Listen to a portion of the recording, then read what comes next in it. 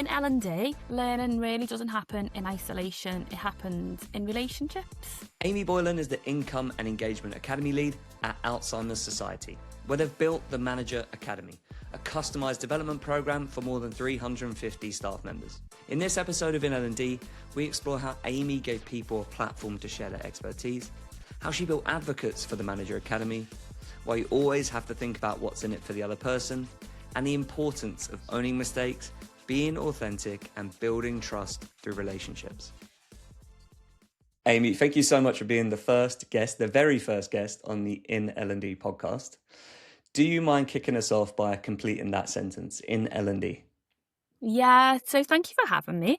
And I think for me, in L&D, learning really doesn't happen in isolation, it happens in relationships. So that was the first thing that come to me with that sentence, really. Yeah.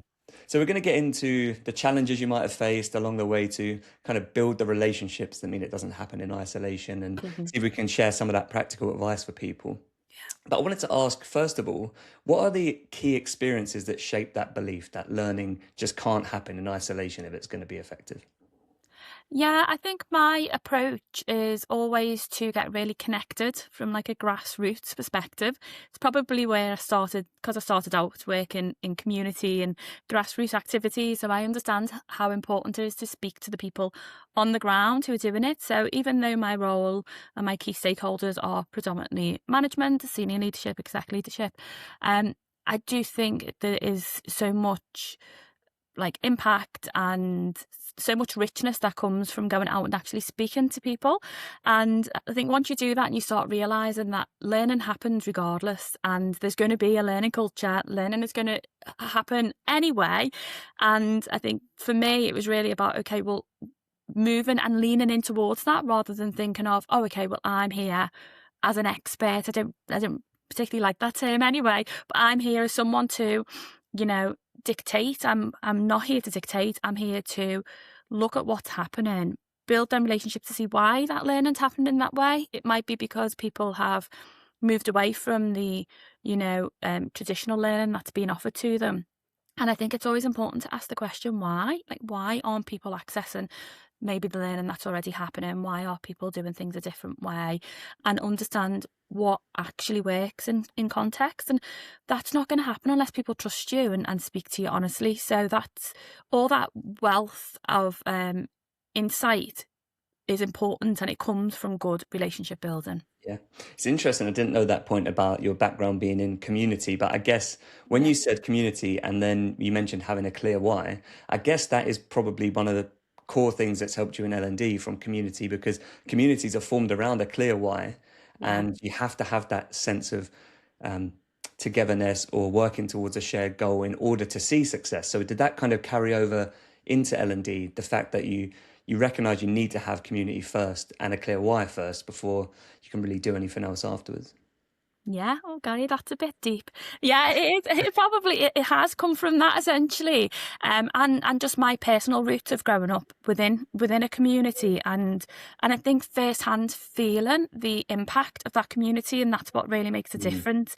And we do rely upon systems and processes and organisations, but from my personal experience and then from my first introduction into the training world, it was all about helping each other, and that was very much the emphasis. And looking around, we probably call it sustainability now, but looking around and seeing what exists and what we could access, that was long term. And I think, as people sometimes quite rightly can be distrusting of structures and systems, and that happens because change happens a lot, and if change isn't managed well, and then people are going to be reluctant to depend on that system or that process or that structure if that changes quite regularly, or if the change happens and it feels out of their control. Then obviously they're going to go inwards and then source their own support, which normally comes from those around you, those that you trust, those that are dependable. So yeah. Interesting. Yeah, I think when you mentioned that, it reminded me of the first point you made about learning is going to happen regardless. So I think a lot of the time, maybe from what my experience as an employee in companies, when I see them try and impose learning upon people without Yeah. accepting that maybe they're already learning in a different way, or there's limitations of what they can do day to day. It does feel like that change is happening to you and isn't being managed well. So I'm just curious about how you tackled that kind of approach of understanding that where are already people, where people are already learning, and Yeah. how you can make sure you try and manage the change well to start building trust, as opposed to going in like a ball in a china shop, for want of a better word, and Yeah. feel like you're disrupting people's flow. Yeah, so I think so I'll use the academy as an example. So my role within Alzheimer's Society was to essentially launch and build a learning academy, and it had lots of really strong objectives, and it was clear that the commitment was there from senior leadership and management as well, and how it sort of fitted into the bigger picture in relation to growth, productivity, efficientness, and all of them key indicators. But what I was really keen to do is say, okay, well, let me build the infrastructure. I know it sounds a bit corny, but like build it and they will come. But I was like, we need to build it because they're already here. You know, we just need to build something that is really easy and accessible for people to access. So one of the key focuses with the academy was, and this is why it worked lovely alongside in rehearsal, because I was like, we can bring in rehearsal for all this brilliant subject matter expertise and knowledge, but also we've got loads of brilliant subject matter expertise and knowledge as well. Like not dissing in rehearsal, but I was like, I don't want people to feel disempowered. And again, sort of give that power away and think that if they need support on productivity or conversations, that this subject master expertise or live masterclass is where to go. Absolutely, it can help. But then also, what do you know? What do you already know about this? So we created a live calendar, which is a mix of in rehearsal and subject matter experts across our directorate. So the academy is for the income and engagement directorate specifically. Couldn't get that out then. Still can't get it out. But that will come out today. And we built it around giving people that permission to come forward, and that's something that is still very much at the heart of like my focus all the time. So it's a bit of an engagement strategy, marketing strategy, and L&D strategy of how can we encourage people to come forward and share their expertise, because they do know it. They're already loads of really good best practice. Our director is really innovative and forward thinking, and take really positive risks and trailblaze for a lot of within the organisation as well. And I really wanted to bring that to the forefront, to say, okay, the academy is there to create learning opportunities, to create peer-to-peer development, but also to showcase what we're about, what we've got, and what we do. So we had a lot of subject matter experts coming forward, delivering live sessions, which was great. And then I also focused on academy advocates, which were essentially learning champions, but we call them academy advocates. And again, just that was something that was very key for me when I launched the academy, to have these advocates at the start there with me, and that has just been that has surpassed even my expectations. Like they're all brilliant, like they're all brilliant, and everyone offers different things. But just taking rehearsal as an example. One advocate said, yeah, we do watch parties within rehearsal. We all come along and we watch it together, and then we think about what that means to us. And again, it's that permission to say, well, this is a resource that we can own, that we can use and make, use it in a way that works for us. And I think that's key, that we often forget about.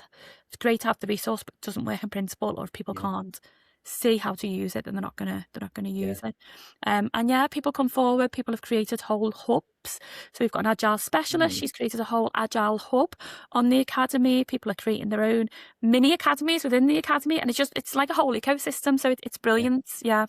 That's great. I think what you've opened my eyes to there is that when sometimes it's easy to think of trust quite narrowly, but actually building trust can be about showing people that you trust them. So if you're creating a platform for people who are already experts in something, I think that's part of it as well, isn't it? It's not like you need to just work with that person maybe side by side on something, on a project, but to give them a platform to go and speak. So how did you go about finding those great advocates, or the people, not the advocates, sorry, but the experts who could come and speak on particular topics? How did you go about finding those and winning them over? Did it take much convincing? And not really. Some people were just chomping at the bit to get Yeah, to yeah, get sharing because we're constantly processing information. We're a very heavy information direct. Well, every workplace is, but within the directorate, there's lots of different projects. Real successes, lots of things happening. So we're constantly being flooded with information. So you're vying for that attention all the time. So I think people who bought into it initially could really see how it could benefit them, which is again one of the key things that I always think about when I'm building relationships. I am conscious that I am thinking as a human, what is in this for me? How can this benefit me, my agenda in L&D as a role, achieve targets? And they will be thinking the same as well. And I think that's okay to admit that. And when people were coming forward, they could obviously see what was in it for them, as well as me seeing what would be in it for me and the wider org.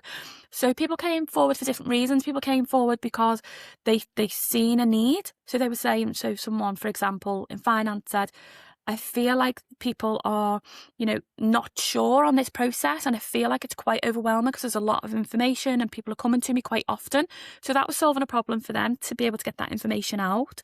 Somebody else was like, I love to be able to share this, but I didn't really know how. And again, it was just the permission. And then some people were like, this is happening anyway. We do this anyway. yeah, Now, can we put it on the academy? And then from that, it was accessible. So accessibility was a key part of the academy as well. mm, And it helped like increase visibility, accessibility, give people a chance to do something a little, probably with a bit of a like safety net with me there, because yeah, maybe they've had an idea of training, but that again, because sometimes with training and development, it can feel quite elitist. People think, oh, yeah, well, I couldn't possibly create training. mm, And maybe me there, even as a bit of pretend safety blanket, because they didn't need me, give them that, yeah, courage to try. yeah. Yeah. It's so true. I think you made a couple of great points there that just reinforce that message at the start of a clear why, because Yeah. it's no surprise that if someone comes to you and there's actually a real problem that they're trying to solve day to day, or people are already trying to solve day to day, that then if you gave them a platform to share more of that, because it's a real problem, they will want to.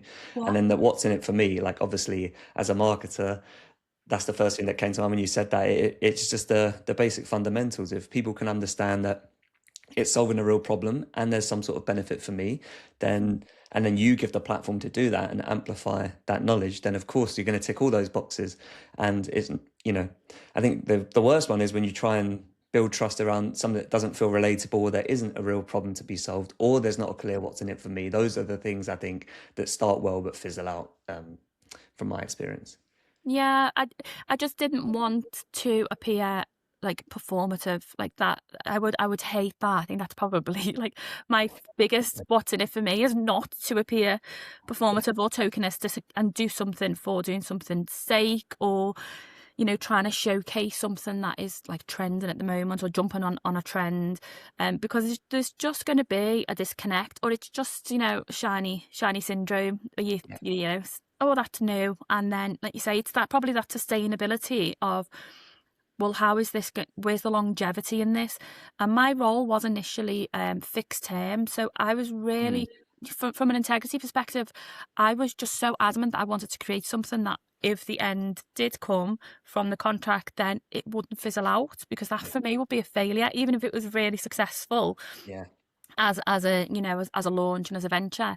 I was just so adamant that I implemented ways of working that would be self-sufficient without me, which yeah, sounds like, but again, that is something that with them relationships, I think people really need to check the ego and think, okay, well, who am I doing this for? And is mm, this hitting my ego? And does this make me feel uncomfortable if somebody is, talking about something and they know more, or they've already, they've got a great training offering? yeah, Well, why does it make you feel uncomfortable? Or maybe why are you resisting it? Is that your ego like popping up, and do you need to yeah. put it in check? So I was just like, yeah, no, this is everyone's. Let's get stuck in. Everyone should be Mm, working on this because yeah. it's yours. It's not mine. Yeah, I think yeah, it sounds like you created a good sense of shared ownership around it early on, Yeah, which meant that there was buy-in, and it probably that mindset piece. I remember when we had the kickoff call, you used the term "I'm not here to get trophies," yeah, and I think that kind of thing about putting yourself to one side, especially when you kind of pitch it to people or you're brainstorming with people. I think that's probably the mindset that helps with that sort of thing as well. Yeah, and it's hard because then from a credential perspective, we like awards, don't we? You Yeah, know, yeah, and it's like that balance, isn't it? Of saying, okay, well, I'm not here for trophies and I don't want that, but wouldn't it be great if we did get like Learning Initiative of the yeah, yeah, Year? And then am I going against my morals if I do put myself forward for Learning Initiative of the Year? Because I think that trust, it does come from them relationships, and it does that role modeling, but also you do need to show people as well, and people do like to see, some people are just go with gut instinct and think, yeah, this is the right thing, I can feel it. Some people, we've all got unconscious bias. Some people might want to join in because they like me. Some people might not want to join in because they don't like me. It's the reality of just being human and connecting. And I think credentials help with that fact. So maybe them like non-believers, or people who are quite reluctant to get involved in training, or then people who are quite reluctant to like amplify it positively, or recognition. yeah. I think then that's when credentials and that recognition is really helpful for buy-in, because you can talk about it from a really factual perspective and say, well, look, this is something that could be helpful because, and here's the evidence. So no trophies, but awards are nice. Yeah, yeah, yeah. Was there anything else you learned about people who are maybe more reluctant, or it seemed harder to build trust with at the start? You mentioned it a little bit there, but was there anything else that comes to mind about how other people, if they are finding there's people who are harder to win over? You Yeah. mentioned the kind of really factual point there around if you do this, this might happen, and this is why it's good. But was there anything else that you learned about that? Yeah, I think sometimes you just got to meet people where they're at, and not see it as like a win-lose situation, and just see it as, okay, this is where we're both at.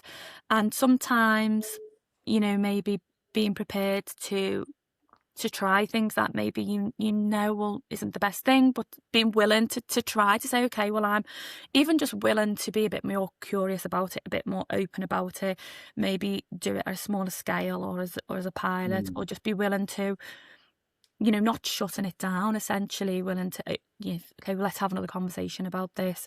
And I think sometimes we don't know, like we make up stories in our head, don't we, all the time mm, about things, and I'm really conscious of that, and that happened. You can't control it, and just think, okay, well, let's not make a story up about why this person isn't involved. yeah, Let's try for and sure. not do that. Let's try and not make a whole backstory of why this person give a 1-star review, Mm, or gave that piece of feedback that wasn't helpful. It was just critical. It felt really pointed and personal, yeah, because that doesn't help. And we know as well from neuroscience perspective, when we put stories to emotions, they stick and last longer as well. So, you know, trying not to do that, and go, okay, well, this is a piece of information, and thinking about what you can do with that.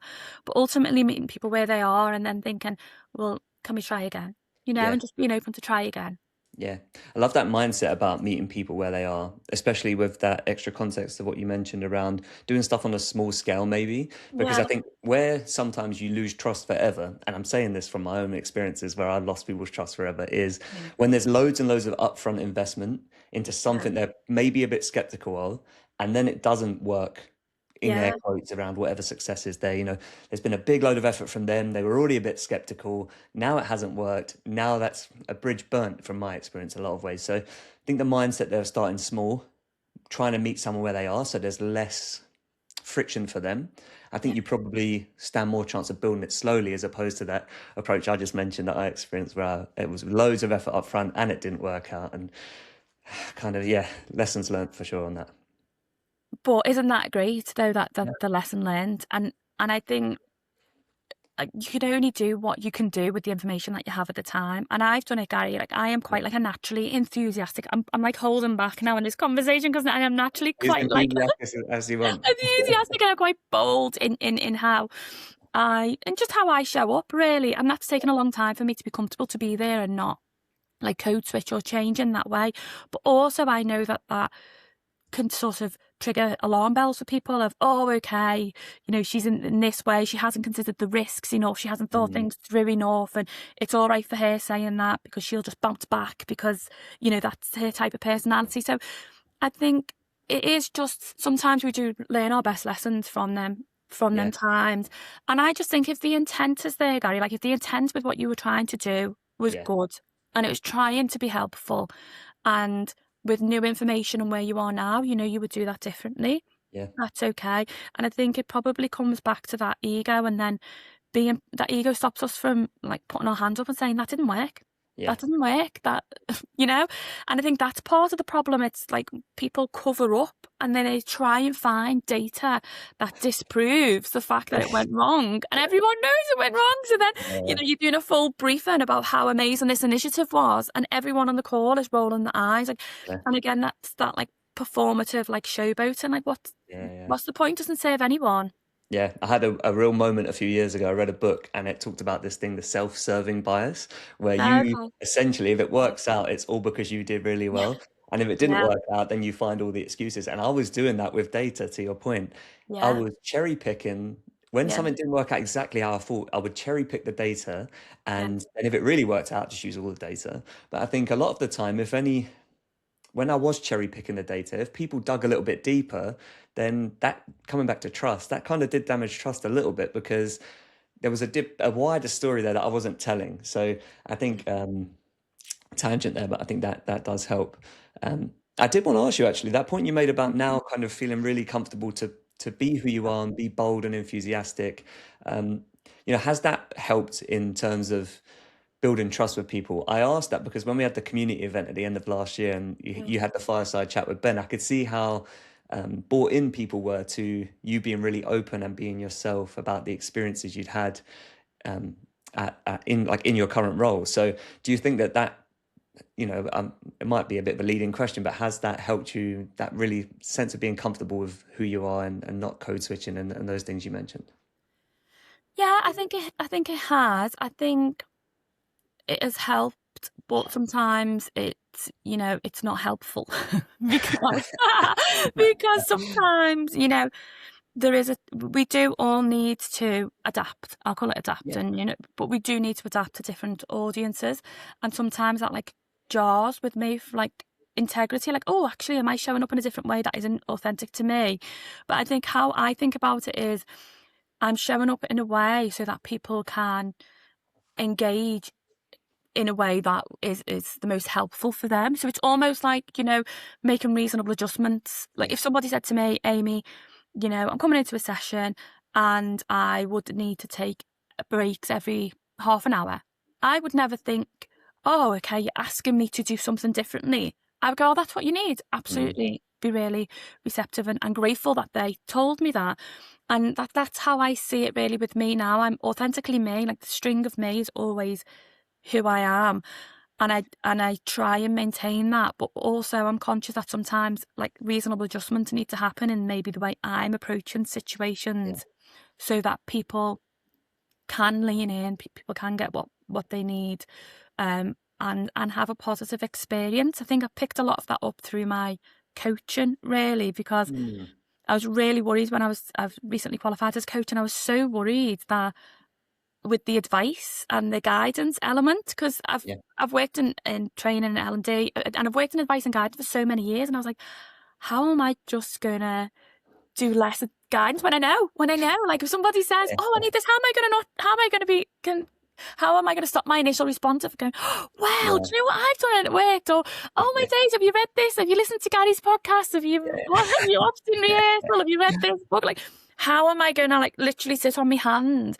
And I've loved this learning journey for me, because it's proven the point that if you give people the space and you are quiet and you just help people see what is in the answer is within them, within coaching, helping them understand that they know a lot of what needs to happen. They just need the Mm. space. And that's really, really helped me to then go, okay, it's not about code switching. It's about just showing different sides of me and leaning into different ways. So yeah.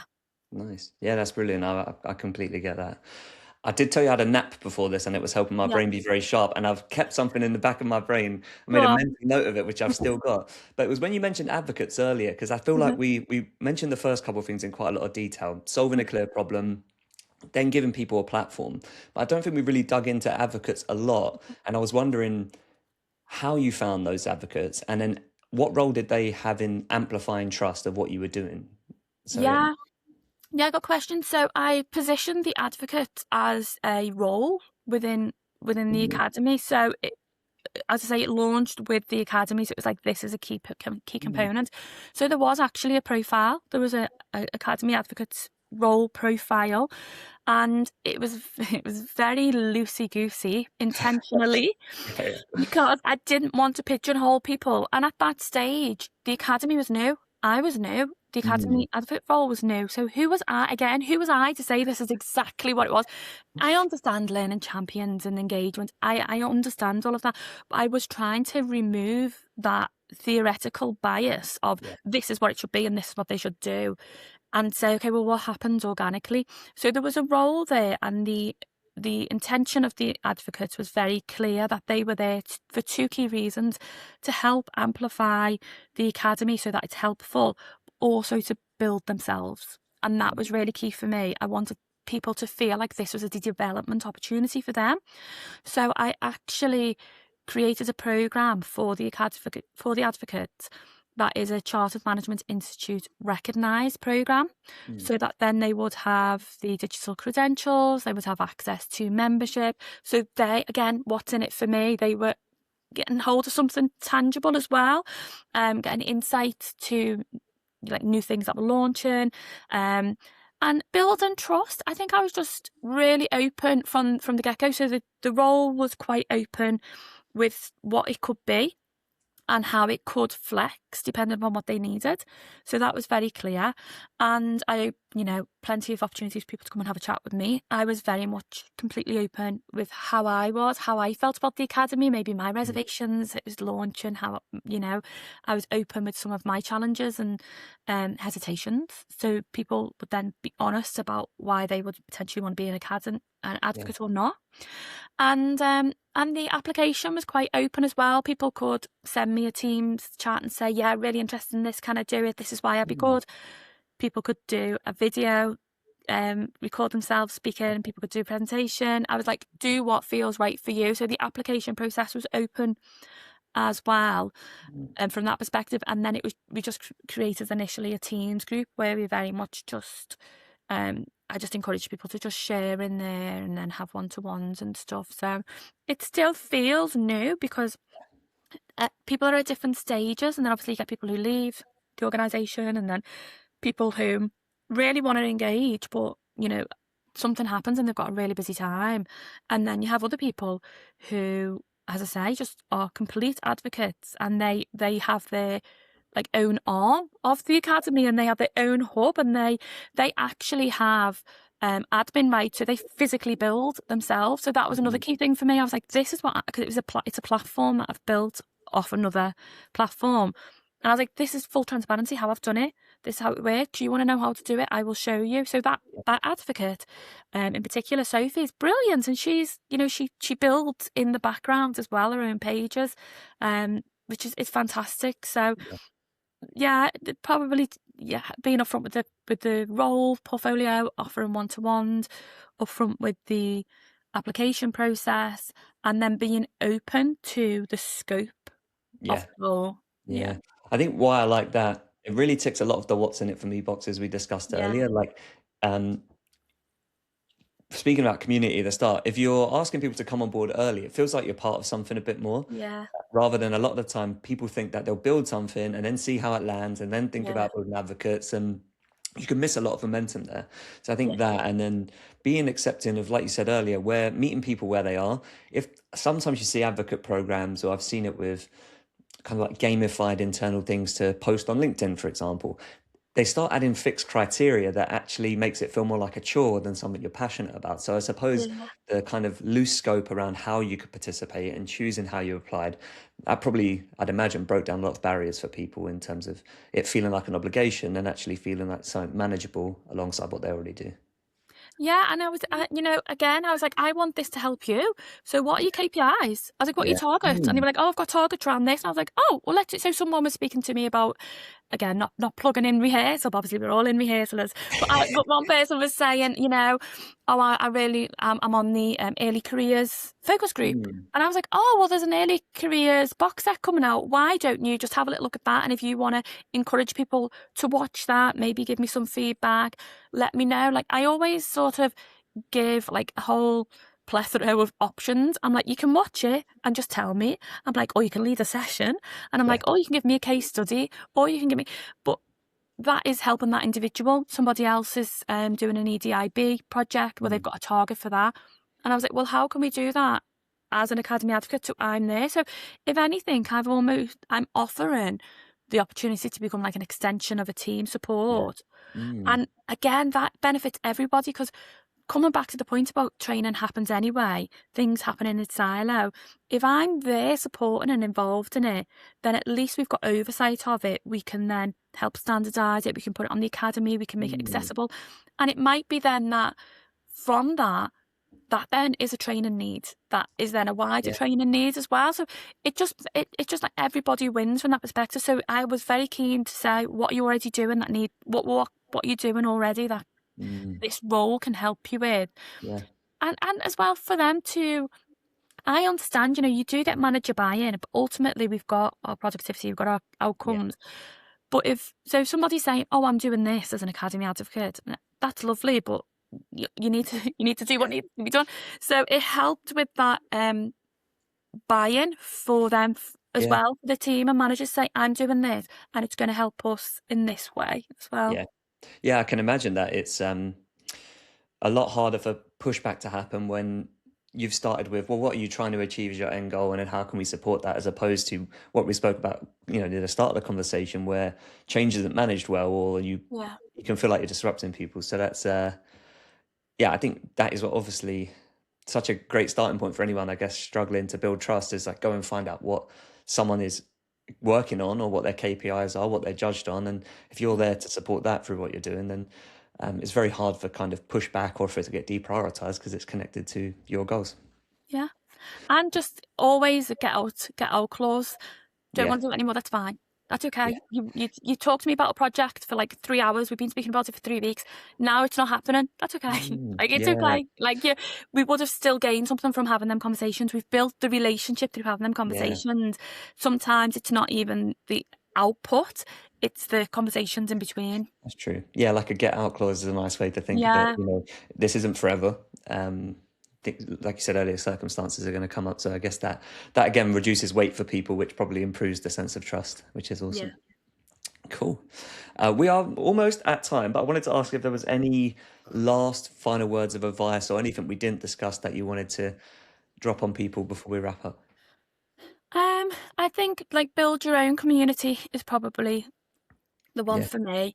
And you know, try before you buy. Like, try a yeah, couple of communities, and it isn't always about like reputation. It is a feeling, and if you can find people who you feel comfortable to be honest and open, and like drop the jargon and yeah, drop, all of the sort of pleasantries in the nicest possible way, then they're your people, and that is impactful for you. I think there's a lot of emphasis in OD, L&D, cultural stuff to sort of follow certain people and be part of certain memberships. And I think they can be helpful, certain, membership to support from a knowledge perspective. But I just think there's so much merit in finding your community of people to mm, just have good conversations, talk through.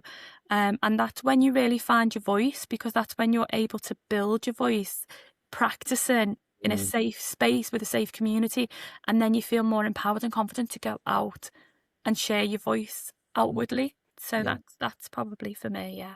brilliant. And the last question, I'm hopefully going to ask every guest to see if we can start crowdsourcing Okay. information. But is there anything that you're still working on, or you haven't quite cracked yet, that is a work in progress for you at the moment? Apart from life, Yeah, Gary, yeah, me too. can I just put it as like Yeah, that? I just everything. Yeah, top life, but there's life, and then other than life is that balance of from an engagement perspective. Yeah, we've got advocates, yeah, we've got subject matter, but I haven't cracked it like that. mm, Just in a meeting today, talking about what we can do, like where does, holistically people coming forward come in, to where do we need a little bit more mandatory, encouraging certain people to come forward versus, well, what are we going to do if nobody comes forward? And, and that feedback is, so that engagement and that feedback is just so integral from like, ROI and perspective, and the good quality data comes from them testimonies, comes from them case studies, and it's hard because you can't force people to do that because then the quality isn't right. So it's that balance of, encouragement and engagement from a feedback perspective. Yeah, balance is hard. I agree. Yeah. Brilliant. Well, look, Amie, thank you so much for chatting today. If people want to reach out on LinkedIn and connect there, I'll put all your details in the description so people can get in touch there. Thank you.